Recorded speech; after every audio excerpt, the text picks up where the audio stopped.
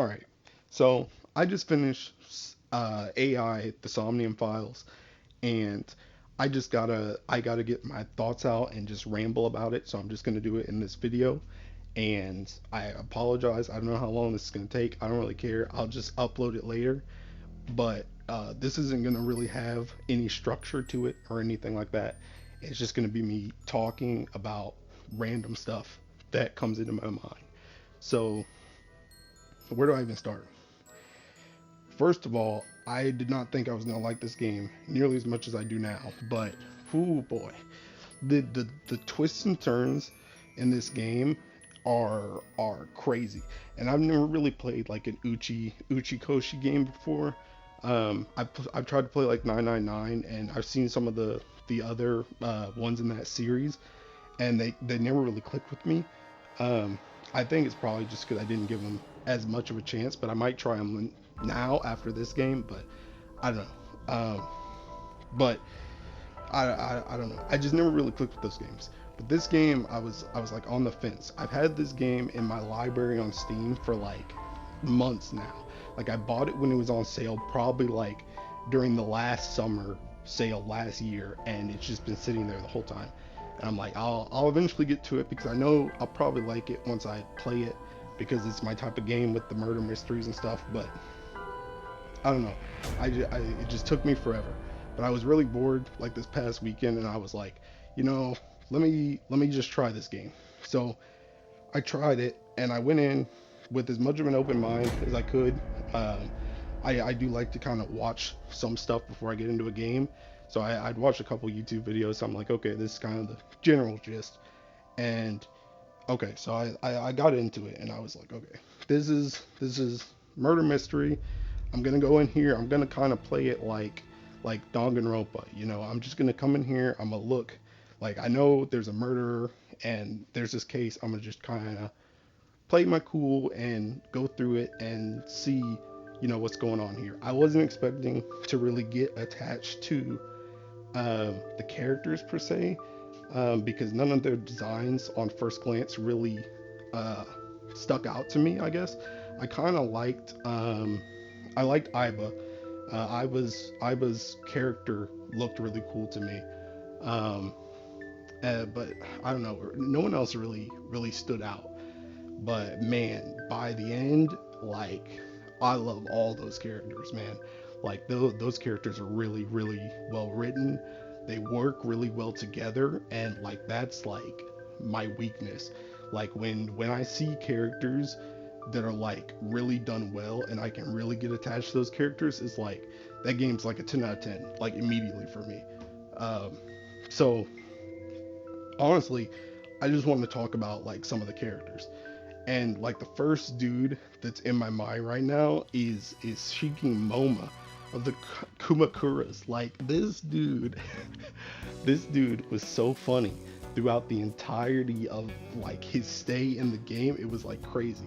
Like this dude, he plays it up like when you first come into the Yakuza place, like you think like, okay, we're going into this big bad Yakuza den, and it's like his goons trying to stop you, but Dante just kind of like beats him up, like beats both of them up, and he's like, "What are you doing?" He goes for his gun, and then Dante's just like, "I'm with the police."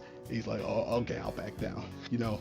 And the way I did this, because I didn't really realize that this game was like a branching game until I kind of got into it, and then I kind of remembered that was a thing.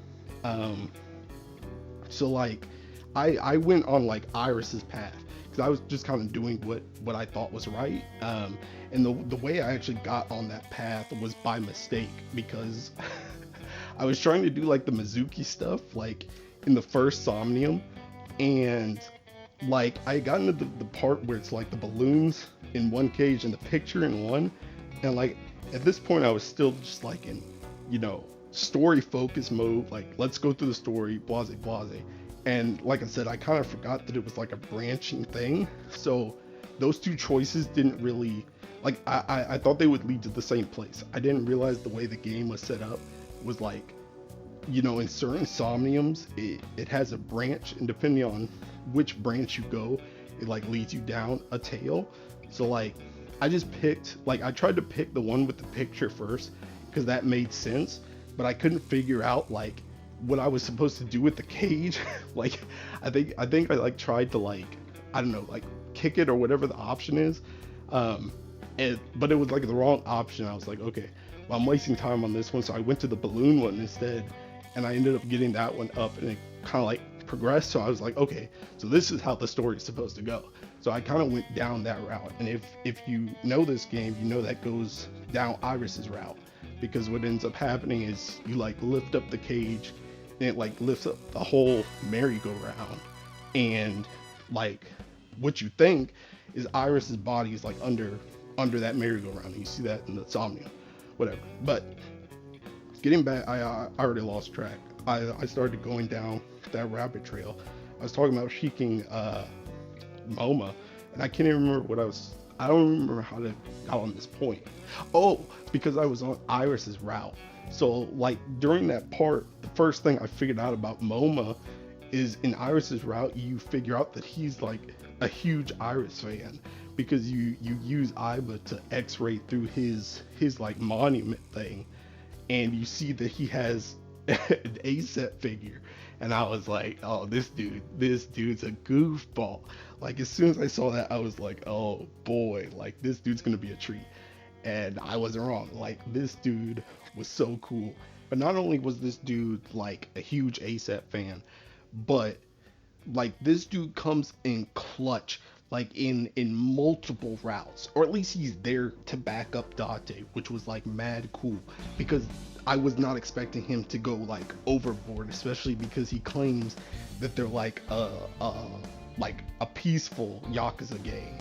But like when he like I said, I did Iris route first. So when he showed up at the Okinawa fishery, and it's like you, Ota, and Mizuki like storm this Shiking fishery in the raid, and this dude's just like on the truck with you, and it's you and Date just shooting dudes. It's just like I couldn't believe Momo was there, man. And it also like at the very end of the game, like on the final route, or like the resolution route or whatever, like he's the one that saves you from freaking I can't remember his name right now, Saito.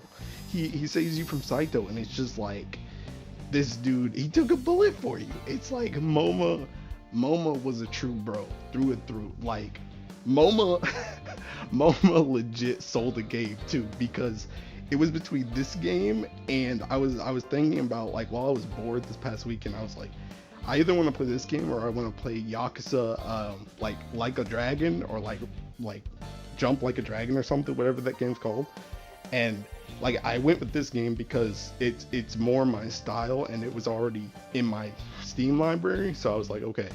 But now that I see MoMA, dude, I gotta give Yakuza a try, just because of the correlation. But I mean, man, MoMA was awesome. And okay, so that's enough about him though. Like the next dude I gotta get to is So Sajima. Oh boy, So Sajima, dude. Like this guy, he was like the biggest antagonist without really being an antagonist, like the entire game. Like the only time that I can remember that he's like actually like legitimately bad is in Mizuki's route, where he like takes, like, where you guys storm his facility. But even then you could say it's like, okay, it's kind of like self-defense because you're taking out his guards and stuff. But that's like the only time he's like actually antagonistic, and it's just like this dude has such an aura, and it's like the whole game I was thinking this dude has to be the final villain. It's like everywhere you go, it's Shiking So Sajima, and it's just like, it's like, dude, why is he everywhere? He, like, every single time you get to like a plot end or something, like you get to a break, like at the end of a chapter or something, it's like, dang, So Sajima over there. Like I remember in one, I can't remember which route it was or like what part it was, but I remember you like show up to the fishery and you're about to go in, and then I was like, yo, there's some dude over there. it's like you have to zoom all the way to the other side of the fishery, And it's like Shiki So, he's just standing there, and it's like, why is this dude at every spot? But like, besides him like showing up everywhere, just the fact that the game tricks you into thinking that he's the main villain for the entire game. It's just, well, I mean, not for the entire game, but for most of the game, like he's the main dude.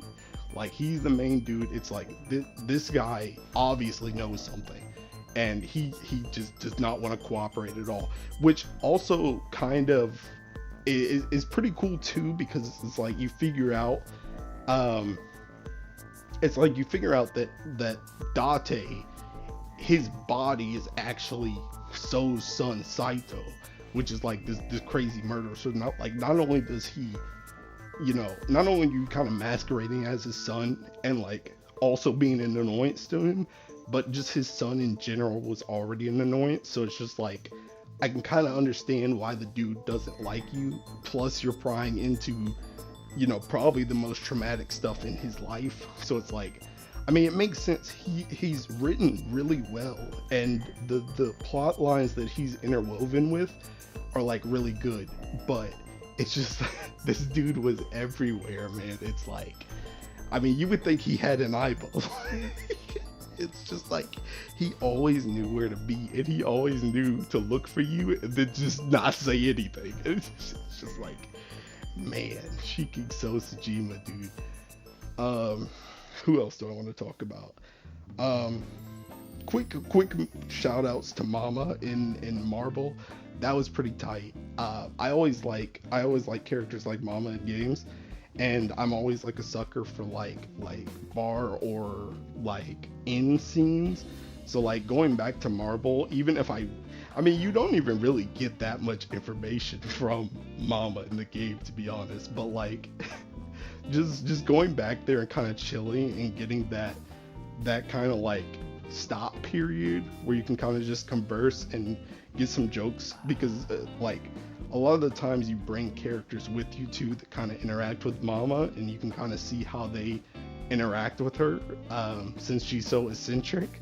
So it's just like that's a fun character. I really like Mama. um who else do I need to talk about? um I feel like I kind of need to talk about Iris, just because she's so like important. But I mean, she's kind of whatever to me. Like I like her, but she's not like, mm, I don't know. She's just kind of it, whatever. I guess she feels like a very big plot device. I will say though that the thing with Iris that stuck out to me the most was, I remember you keep seeing flashbacks.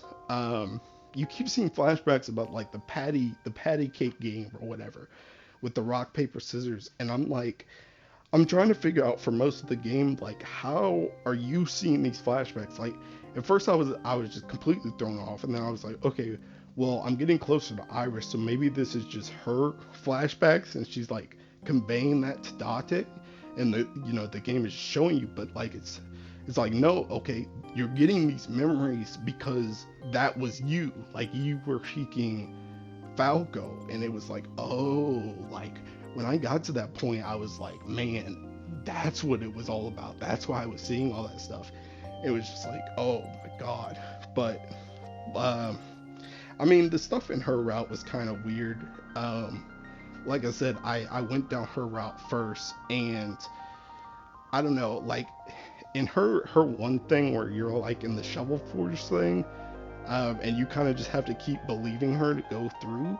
It was kind of weird to go against like Iba, but at the same time, it like, I don't know. This game is really good at making you think you're right, even when you're not, because like her route is not necessarily the best thing to go down, but like it, stuff keeps working, and it's like she keeps beating the stuff in this game in her Somnium with dance, and it's like, you know, it's like, oh, okay, well, this must be the right way to go. But I mean, her route isn't. I mean, her route essentially winds up with her dead, because she never tells you about the tumor in her head, and you don't really solve anything in that case because you're chasing an unknown, like non-existent entity in the Nigel loss or whatever. Um, and in the end, she just ends up dying. Which also, by the way, when I did her route, I was like, I remember telling one of my friends, I was like, I don't even think I did the right route first because I was so confused as to why she just like passed out. But it makes sense when you take into consideration about the tumor thing. Um, but I mean, like I said, Iris was like, she was very plot focused. Whoops, she was very plot focused, but like I don't know, she was just kind of whatever as a character, to be honest. Who else? Oh, we got to talk about Mizuki. So Mizuki was mad.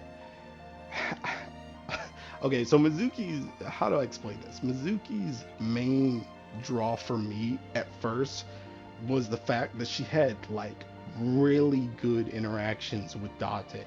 Like their back and forth was so godlike. Like they're constantly at each other's throats, and it's just like you can obviously tell that there's this very um like almost close bond, because you could tell that they both don't really have anybody around them, because like Date hasn't really seen Renju or anybody in a while, and he's pretty much consumed by work. And um um I already forgot her name. How did I just forget her name? Uh what is her freaking name? Uh how do I like my mind is running at uh 1,000 thoughts per second. Uh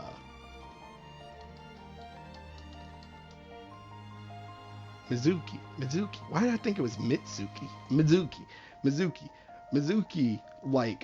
Like she didn't have her parents around. Like Renju was busy, doing his own stuff, and Shoko was like physically abusing her.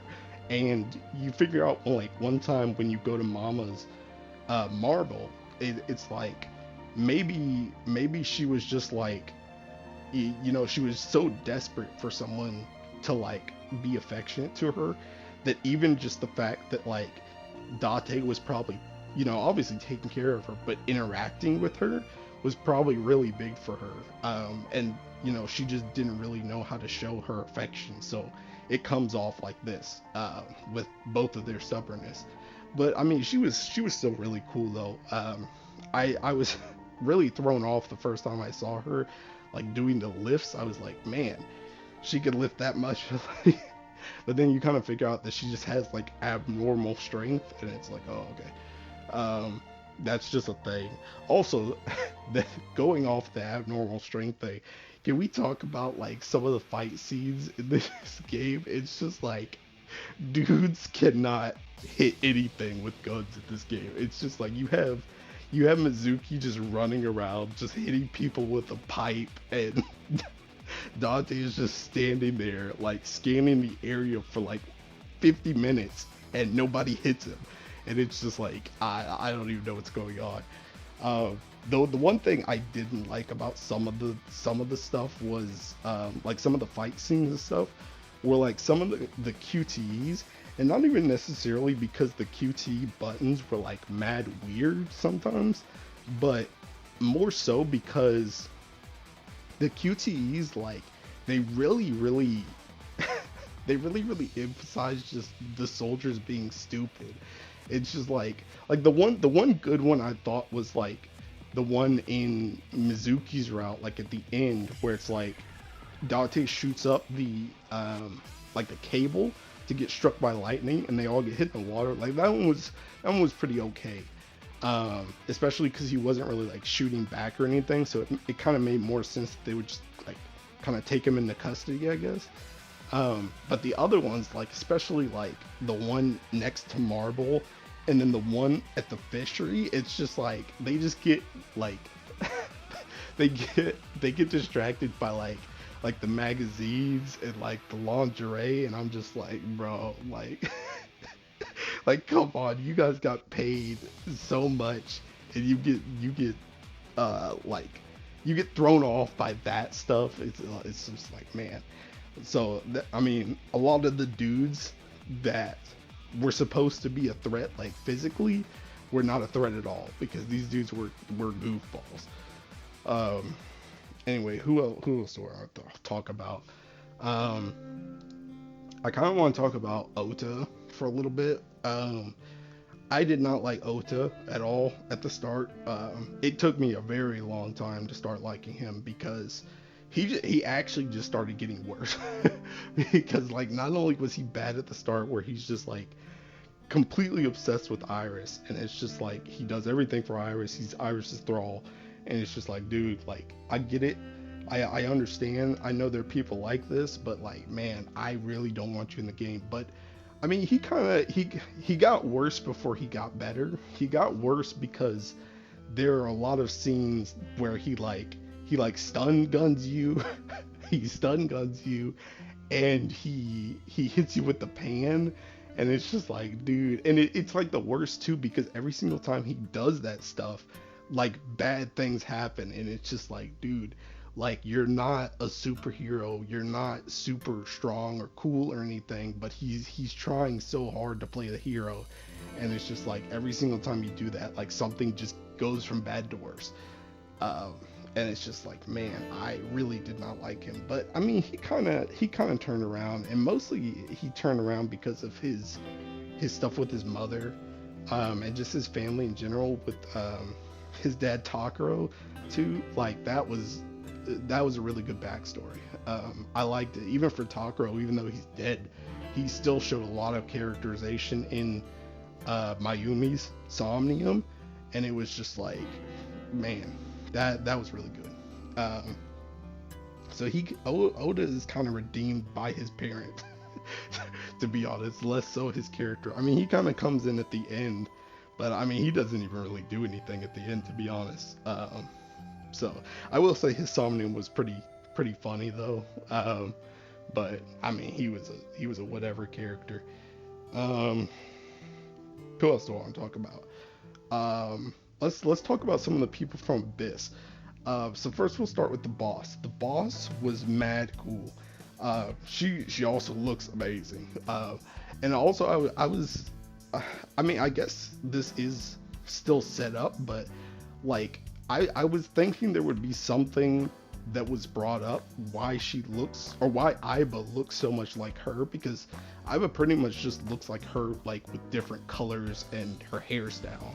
So I was wondering why that was. Like Aiba talks about how it's like for his preferences, but it throughout the game it kind of seems more like the boss is into Date than Date is into the boss. So that was kind of weird and never really got brought up, at least in the dialogue I saw. So that's one thing. But besides that, I mean, she was a really cool character, and honestly, her Somnium, which was Saito's Somnium, like at the end, whew, not only was that Somnium like mad hard, like you had to min max your timies so hard in that one, and it was just like it took me a lot. But I not only was her Somnium mad hard, but honestly, Saito in her body was scarier than Saito in his own body. It was like, I don't know, there was something about that interrogation and the way they drew Boss's faces and like her body movements and stuff during that interrogation. Like it felt like you were the one that was being interrogated instead of her. It was just like, man, and like I said, I know it's Saito in her body, but like, man, that was an interrogation. That was pretty crazy. Another person in Abyss, freaking Pewter, dude. Pewter was almost as bad as Seeking. So because it was like, see, I knew something was up from Pewter, like from the very first cutscene, because like I said, I did Iris route first. So what happens Iris route with Pewter is 89 gets out and you're interrogating him, and like pretty much his thing is he's already made a deal with Pewter because Pewter like loves Renju, I guess. And so what ends up happening is like during that interaction, 89 like kicks the table at you. He comes over and he kicks you, and I'm just standing there the whole time. I'm like, Pewter's gonna do something, right? Pewter's gonna help me, right? And I'm like, Pewter does nothing. And I'm just like, what are you doing? So like that's how I knew something was up with Pewter, because I was like immediately sus of him, because I'm just like, dude, like like you had so much time before he pointed the revolver or Voker, whatever Dante's gun is called, before he pointed that at you to like hold you hostage. Like you had so much time to do literally anything, and he just stood there. Just like, dude, Pewter, really, man? But I mean, in the end, he got his just desserts. He got put in like a detention center or something. So like, that was pretty cool, I guess. But I don't know. She computer, dude. I like I had a running thing that the only two people I could trust, because another thing that came up is like, so I when I started getting into the annihilation route, like, um and I saw that like the boss was killing So, because at this point, like when you first go on the route, you have no idea what's going on. Like you have no idea about the body swapping, and like as soon as that happens, it locks the route, and it's like, okay, well you can't see anything else till you finish the rest. So like when I first saw that, I was like, dang, okay, the boss. Like I thought she, I mean, I guess technically at that point she was the Cyclops killer, but I was like, okay, she's the one that's been going around, because she's never at like any of these spots, like ever. And I'm like, okay, she must be the one. So I'm like, I had a running thing throughout the game. I was like, the only two people I could trust are Mizuki, Mama, or three people: Mizuki, Mama, and Moma. I'm like, those are the only three people I could trust, because everybody else is like mad shady. Because like I said before, like Iris is leading you down like some unknown thing. Ota doesn't even really like you. It's just like everybody else is like mad crazy. So I mean, that was one thing. Anyway, I'm trying to think if there's any other noteworthy characters I want to talk about. Um, I guess if it's taking me this long, probably not. I think I got through like pretty much everybody. Um, but besides that, I mean, the other things I want to talk about, just kind of the game in general, and some of the route stuff. Um, I'm trying to think which route I want to start on. Annihilation is in my head right now, because that route is just so crazy. So like I mentioned before, like when you first see the boss kill So, I'm just like, man, this route is insane. And like everybody else, it's annihilation for a reason. Everybody else is freaking dying in that route. There was one thing I thought about though. I was like, why did Saito never go for Mizuki like at any point? Because he said like he wants to go for everybody close to Date, but he never, like, I mean, I guess he targets Mizuki in the sense that she gets like tied up, but she doesn't actually like, I don't even remember if that happens in that route or not. I think that's just Mizuki's route. So like he like never touches her, besides just calling her to the park at the beginning of the game. So that was kind of weird, but everybody else is freaking dead. It's just like, man, like that route was really crazy. And for me, I had to take a break. Like I finished the game today, but like last night, once I finished Annihilation and I was like going to the final path, I was like, I just need to take a break, and I'll come back to it tomorrow, which is today. And I was thinking about like all this morning, I was thinking about like how did he do like all this stuff with the body swapping and stuff like that. And I was like, oh, like it hit me, like I was trying to figure out, because I was trying to figure out how the ending was gonna go, right? And I was like, how, like there should be a third person somewhere. I couldn't figure it out, because I was like, okay, he's in, he like I because I saw the part in the resolution route where like he knocks you out, and like that's where it locks. So I'd seen that part, so I was like, okay, he must be in my body right there, in 89's body, and I'm in my body, or his body, on the ground. But I'm like, how did how did because he had to get out of prison.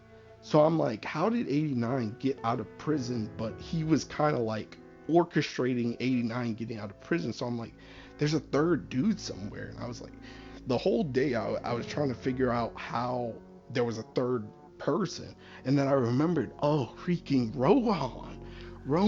Like it hit me like during my lunch break. I was like, oh my god, Rohan was the third dude.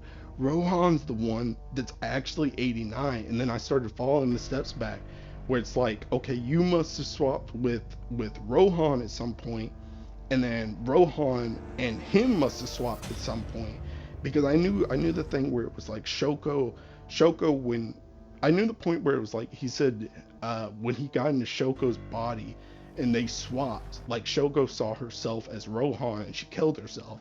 That's why Rohan killed himself. So I was trying to figure out how they got to that point in terms of body swapping, but it made so much more sense when I thought, oh, Rohan, his mind had to have gone somewhere, and I was like, oh, and then it just started clicking. I was like, oh, that's why that's why 89 knew about this stuff. That's why Shoko, quote unquote, went to go see 89 in prison, and that's why Renju, quote unquote, wanted to get 89 out of prison. I was just like I was literally going through like the final chapters, like dialogue, like in a revelation phase during my lunch break, and I'm just having a meltdown, like, oh my god, that's what happened. And I was like, oh, it makes so much sense now. And like another thing that hit me too, I forgot to mention this earlier, was the stuff with Monica, Iris's mom, where it's like the whole time in a lot of the routes you're thinking that she is Iris.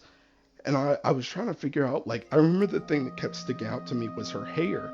I was like, her hair is like really, really long in comparison to Iris. Like, even if you took Iris's hair out of her like twin tails, like um like her hair is super long for Iris. But I kind of was just like, it never even occurred to me that her mom wasn't Hitomi. So it was just like that threw me off. But when I finally saw like her actual, like Monica's actual portrait, and I saw her hair, I looked at her for like a second. I saw her hair and I saw her eyes, and I was like, oh, the body is her. It's not Iris. And then I was like, oh, that was another big thing where I was just like, oh, okay. So that makes sense. That's why Iris's body wasn't there after we went to see it the first time, and then it was disappeared, and then she was alive. It was like, oh, okay. And that leads to another thing, the thing about like intuition, and like there's a big theme, especially in Iris's route, of like going by the facts with Iba, and going on like trust and intuition with Iris. And I really like how this was played, like in that route versus Ota's route, because in Iris's route, if you go with Iris like through that, you're going on intuition, and it's shown to be a really, really bad thing, because you should have just looked at the fact that this stuff isn't all adding up, and you need to look at the facts with Iba.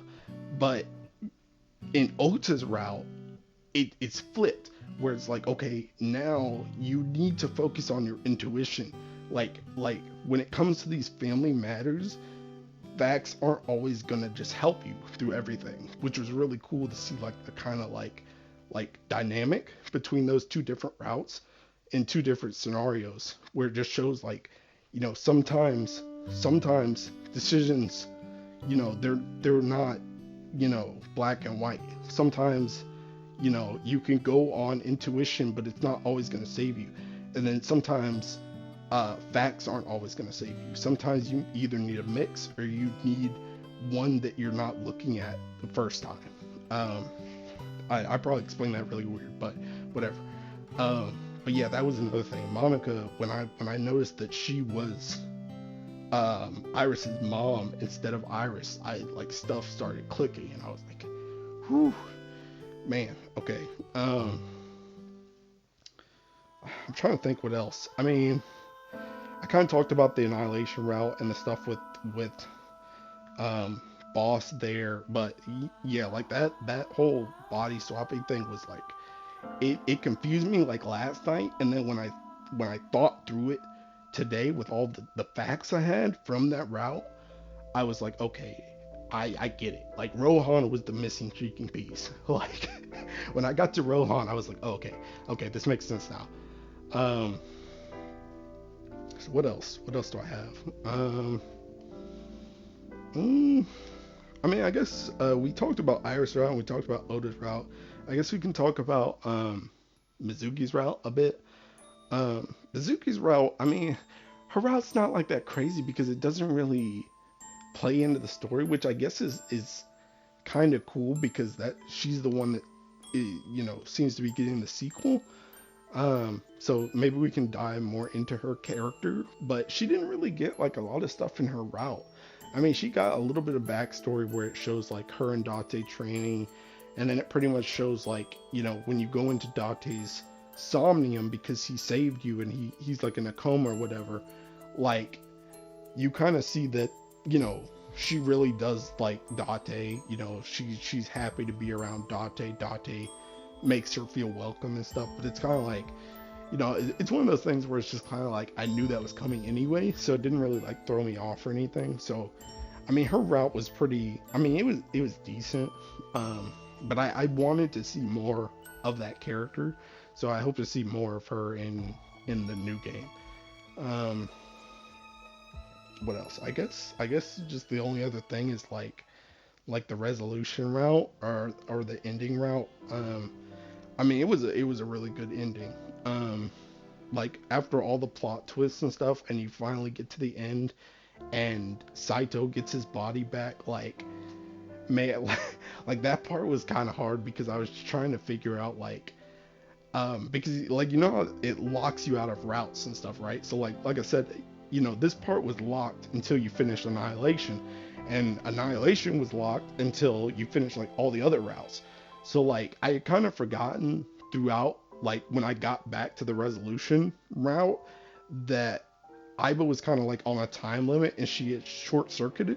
So like the whole time in the final one, I was like, when is she just gonna shock him like she did in Annihilation? I was just waiting for that the whole time. And I did kind of suspect that they were gonna use the blow up order on him.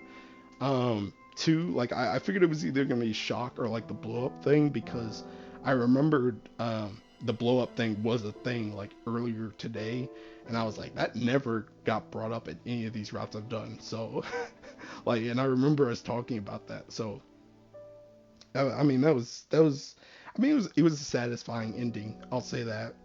It was really satisfying.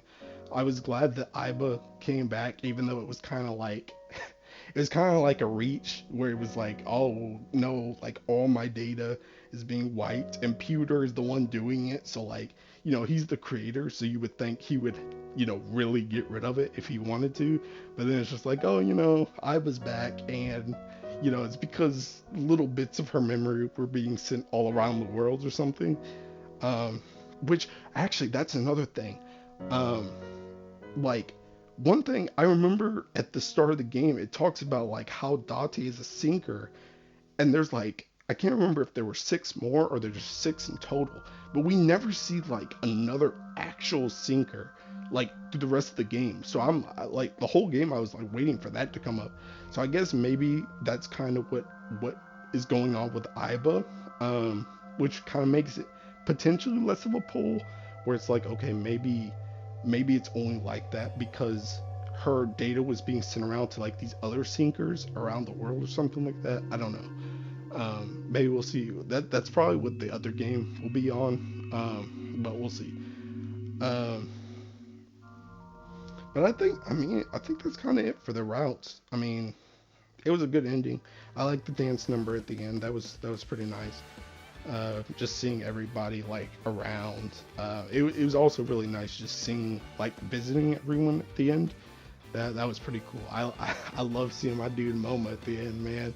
And he's like converted his voice to the ASAP movement. It's like that was mad funny. That's mad funny. Um, but yeah, I don't know. I mean, like I said, like for me, this game, like I kind of want to talk about the gameplay, but it's not really much to talk about, to be honest, because I feel like the gameplay is just more of a means to an end. I mean, I do think the time thing is pretty interesting. I do think it's pretty cool that it's not just like a time attack thing, but it's just, like it's specifically around 6 minutes, and you figure out why it's around 6 minutes, and it being around 6 minutes is super important because that's how you swap bodies if you go over it, and it's like, oh, okay. So I mean that's pretty cool, but like I said, I mean it's just a very story and character like driven game. Like the gameplay is just kind of it's cool mechanics and stuff, but it's kind of just there. What else? The music was really good. Music in the Somniums were like some of them were like groovy, and you could like you know get to the beat like with So's, which was another thing about So's too. Actually, when I'm thinking about it, it was really cool how in So's Somnium, like you just see Iris, which I guess is supposed to be like symbolic of Monica. I guess she only shows as Iris for you because it's trying to throw you off the trail, like as the player. But like I'm guessing that's actually supposed to be Monica in his Somnium. But it's pretty crazy that for there it's not so much like his memory of killing um of killing Iris, because he didn't kill Iris, but more so of him replaying the scene of Monica getting stabbed over and over and over and over again in the Somnium. And it's like that's why it keeps just repeating, just on repeat. It's just like this is all this dude thinks about. It's like that moment Saito screwed up everything, there. I mean, I had already, like at that point, So had already messed up because he was, flirting around with Monica, but Saito didn't help the situation at all by killing her. So he just replays that moment over and over and over again, how all these things really like came to a head, and it just spiraled out of control after that point. So his Somnium was pretty cool. But some of the other music in the other Somniums was really good too. Some of them like just fill you with a big sense of dread. Like I was not really feeling the music at first, but this game is kind of one of those games for me where I had to go like listen to the tracks on YouTube, and then I was like, oh my god, like these now like I'm replaying the images of the game in my head, like listening to these tracks, and I'm like, okay, this is actually pretty good music. Um, Another one too is the ending credit theme. Like not the ending, but like for all the routes. Like that one where it just shows like the black credits. Um, that theme is really good. It has like a really high point, and then it comes down, and you think it's gonna like end, and then it comes to like this last head at the very end. It's just like it like whenever that happens, whenever I hear that ending to that song, it's just like the lines like, but the case is not solved, like runs through my head. I'm like, dang, like you may have gotten Oda together with his mom, and they're happily ever after now, but the case is not solved. It's just like that ending theme was really good. Like it sounded really good. I like the ending theme. um but I don't know. I think I kind of talked about everything I want to talk about. To be honest, I mostly just wanted to ramble because all this stuff's been in my head for like the last like 3 days. I like started playing this game on like Monday. It's going into Thursday now, and uh, this is pretty much all that's been on my mind for the last like couple days. Uh, but yeah, I mean, I think that's all I really want to talk about. So I mean, if you listen this long, then all I could say is, um, well, I hope if you listen this long that you've already played the game, because I talked about mad spoiler stuff in here, and this game is best served like fresh and without any knowledge.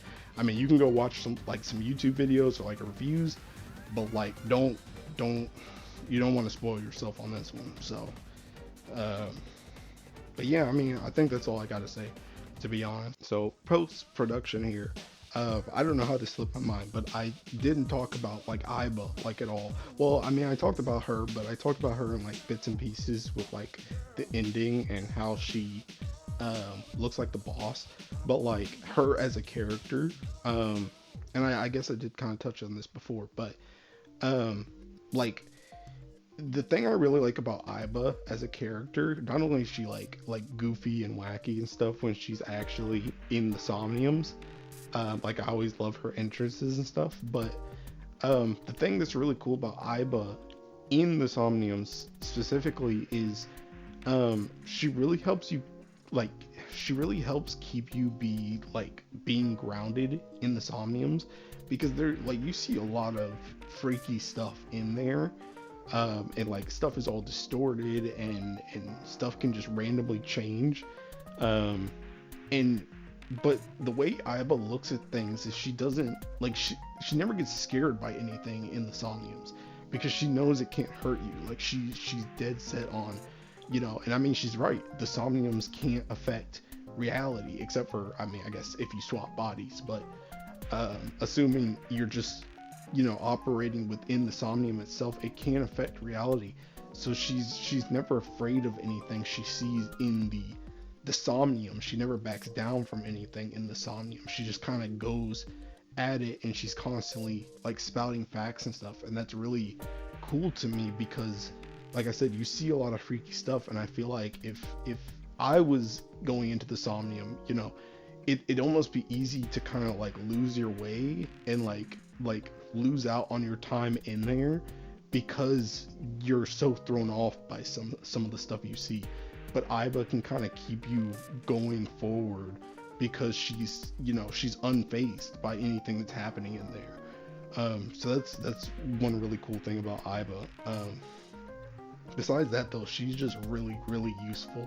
Like even in the real world, just the fact that she is literally like the supercomputer of supercomputers and she's at your eyeball. Like she can analyze literally any situation and literally make miracles happen, because she can analyze just about everything, and she can tell you what's going to happen as long as you just follow her orders.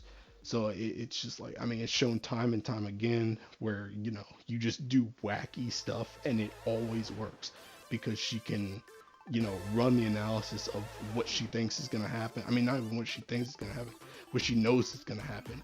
And you follow and you win. You win the encounter. And it's just like, I mean, she's extremely, extremely useful. One of the most useful companions I've had in a game in general, to be honest. So yeah, I was really cool. It like I said, it did kind of hurt. I mean, the hurt was kind of taken away though. Like it did kind of hurt at the very end when I knew she was gonna blow up, but I kind of didn't hurt like it didn't hurt me that much because I had already known at this point. Like it probably would have been worse if I didn't know this game was getting a sequel, but because I saw her like in the sequel and she talks about like Date in the trailer for that, I'm like, okay, well she's gonna survive with her memories. It's not even gonna be like a she's gonna get wiped thing and then just come back as a blank slate. Like I know she's gonna have her memories, so it's like I don't know. It kind of that I wish I hadn't seen that. Although that trailer is kind of one of the things that also brought this game back on my radar. So I guess it's a tug and pull with that, but yeah, I feel like that could have been more emotional if I didn't know anything about the future of the series or anything like that. But yeah, I think that's pretty much all I have to say. I mostly want to talk about her like her not even stubbornness, just her unrelenting aura in the Somniums, which really helps, I think, a normal person like navigate through the Somniums, just and also just her usefulness in the real world. So that's pretty much all I want to say with Iva. So we'll get back to wherever I cut this from. All right, bye. So I'm gonna get out of here. Thanks for watching. Thanks for listening. And peace. Bye.